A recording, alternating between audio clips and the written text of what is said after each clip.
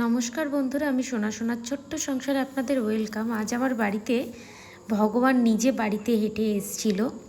এই যে গৌমাতা, ওকে প্রথমে শসা, একটা আপেল দিলাম, আপেল না লেবু, তারপরে আবার একটা আলু দিলাম। ও যাচ্ছিল না, এদিকে কুকুরগুলো ঘেউ ঘেউ করছিল আর সোনাই বলছিল ওদের হিংসা হচ্ছে।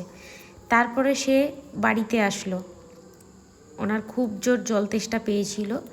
আমি আবার একটা বালতিতে করে জল দিলাম। ও প্রায় এক বালতি জলের মধ্যে হাফ বালতি জলটাই খেয়ে নিয়েছিল। খুব জোর জল তেষ্টা পেয়েছে, ও সুন্দর আসলো, আমি ওকে জলটা দিলাম, জলটা পান করলো, ও চলে গেল আবার।